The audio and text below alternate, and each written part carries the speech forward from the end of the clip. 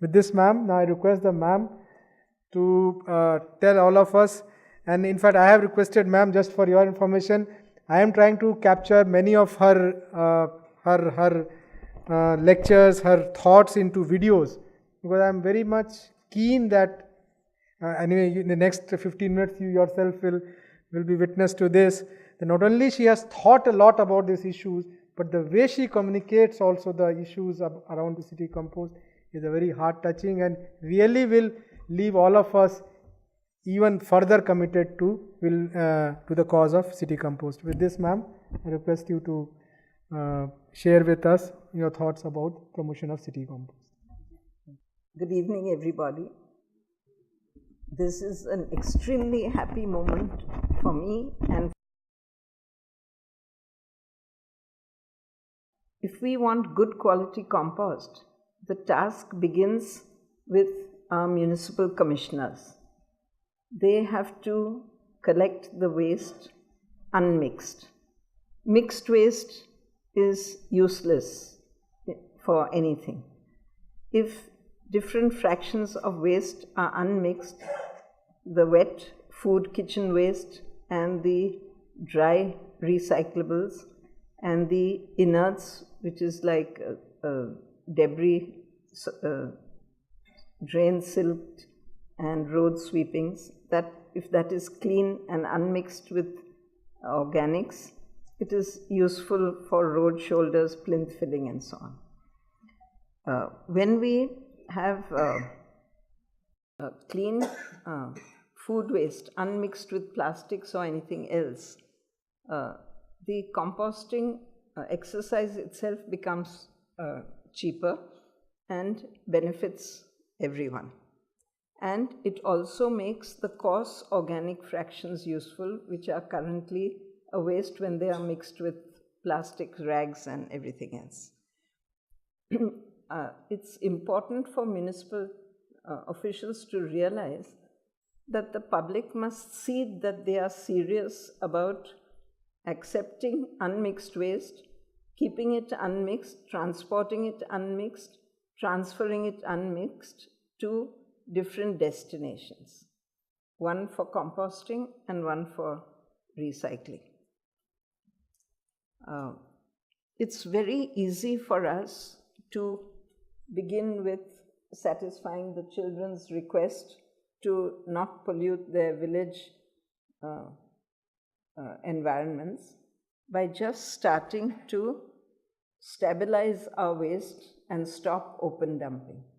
In the exact same place where municipalities today are putting their waste, mixed waste, leveling, ruining some natural hillock to bring earth and cover it, which is against the rules, we simply on that same spot, by something like parking lot management, can make stabilized waste.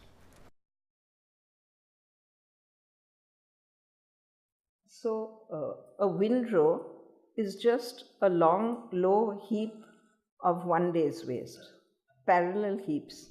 The purpose of the heap is to give maximum surface area for air and oxygen to enter the waste. Windrows are the first key step in composting. Whether you stabilize the waste and give it as is to farmers, or use it to cover existing open dumps, or for stabilizing road embankments or railway embankments, windrows and stabilized waste is where you begin. Compost is then sieving it to FCO standards, enriching it if required, adding microbes if required, bagging, branding, marketing, distributing, and so on.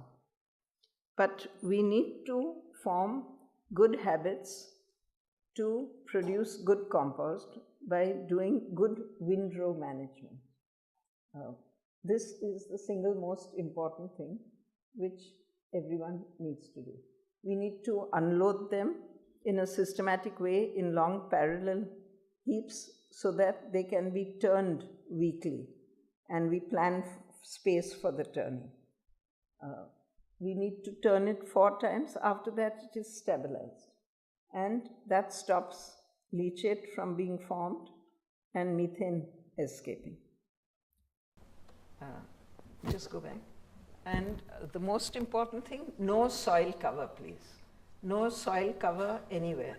Use the coarse rejects for cover, because if you use soil cover, then all our historic open dumps, which are now capable of being bioremediated, biomined, by scraping and sieving and separating the fractions which should never have been mixed in the first place, will not be possible if we have sandwiches of soil in it.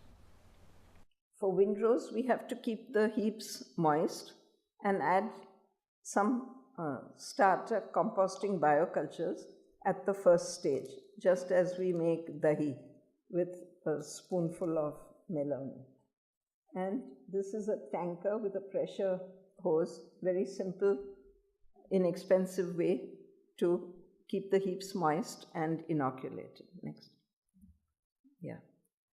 It's very important to control the height of the heap and its width, because if we make a very high heap and a very wide heap, then the air and oxygen can only come in for about 6, 8, 12 inches into the heap. And all the rest is a big anaerobic airless core, which, like a tomato rotting in a plastic bag, will release liquid instead of drying to a powder if you kept the rotting tomato in the sun open.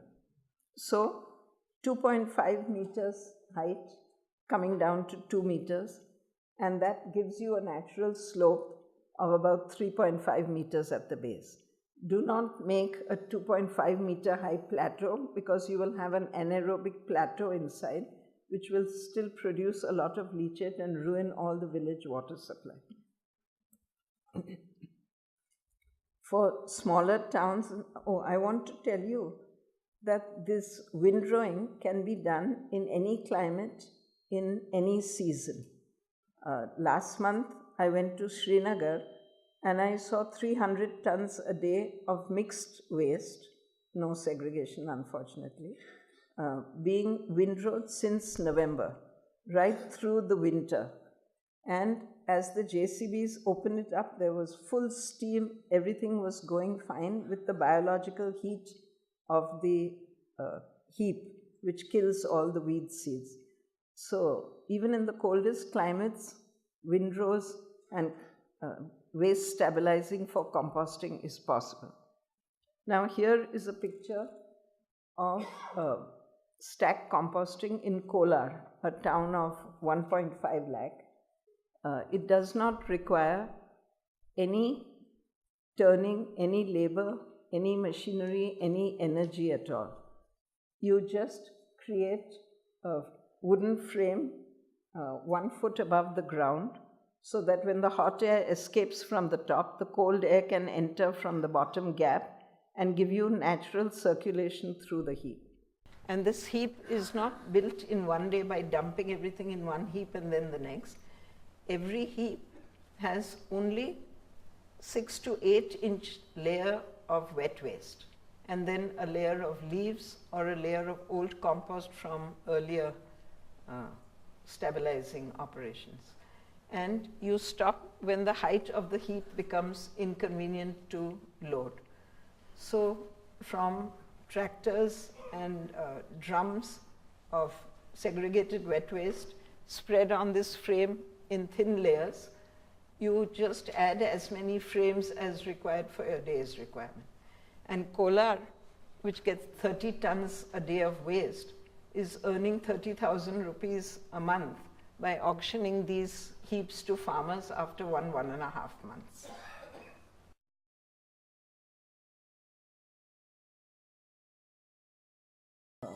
I'm happy that this joint committee is going to think of reviving our agriculture extension services.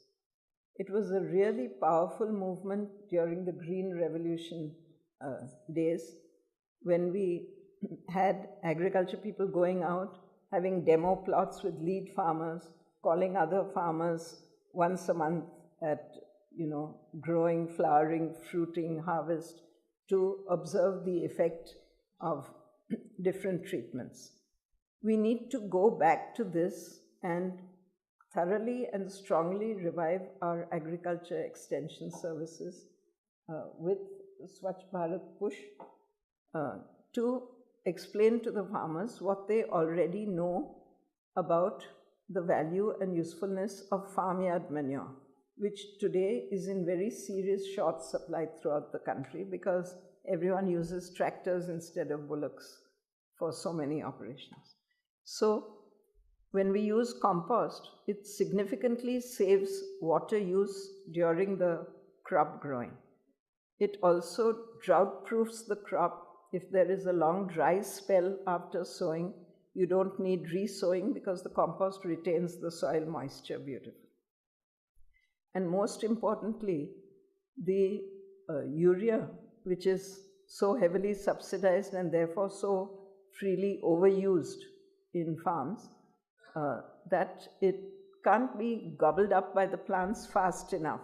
It runs off into our water bodies, creating water hyacinth and water weeds and other things.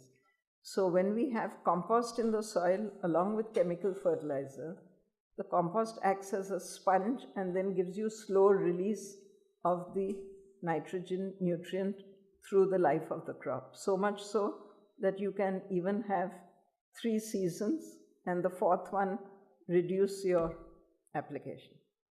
Now, because the heaps generate so much heat, unlike farmyard manure where the cow dung will have undigested seeds from the plants that the cows eat, the weeds, city compost has no weed seeds. That should be one of the tests for quality compost, weed-free.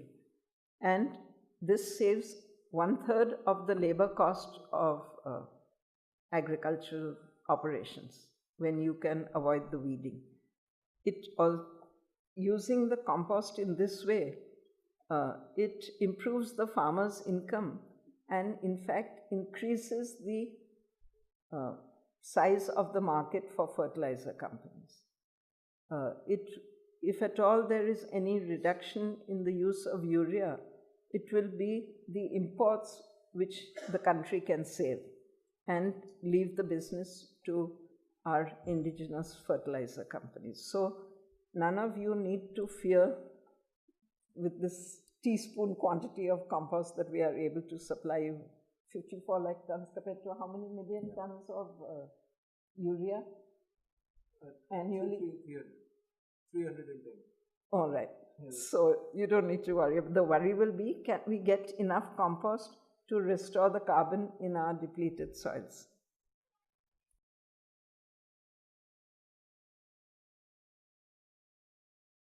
I was very happy that our GS Fertilizers has talked about fertilizer firms putting up compost plants. In addition to adopting a village, I think we can ask our fertilizer companies to adopt 1 or 2 of our cities and towns, put up their own compost plants and operate it themselves or give it out on operation and maintenance contract. Because fertilizer companies have strong project management, civil engineering capability, project planning within themselves.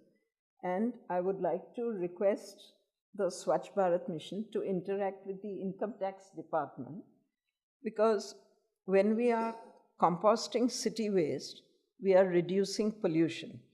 So just as fertilizer companies get a rapid 16.4% depreciation for pollution abatement if they put up an ETP or something, they should be allowed to claim the same 80% rapid depreciation against their profits when they reduce pollution off-site also for cities. And if the ministry is going to give so much support for compost plants, it will be practically a free plant for the fertilizer companies with their rapid depreciation and the subsidy. And it will also help the fertilizer companies to balance and match the quality of compost so that their company's name remains good. And also the question of how do you manage the seasonal supply? How do you manage where to keep such a voluminous thing in between seasons? And you can't keep it bagged because after 2-3 months, the microbes in and the acidity in the compost are so powerful that they weaken the HDPE bags. So you really should bag it only a month or 2 before it moves to the farm. So all this, if the compost plants are owned and managed by the fertilizer companies, the whole supply chain can be beautifully managed. Thank you.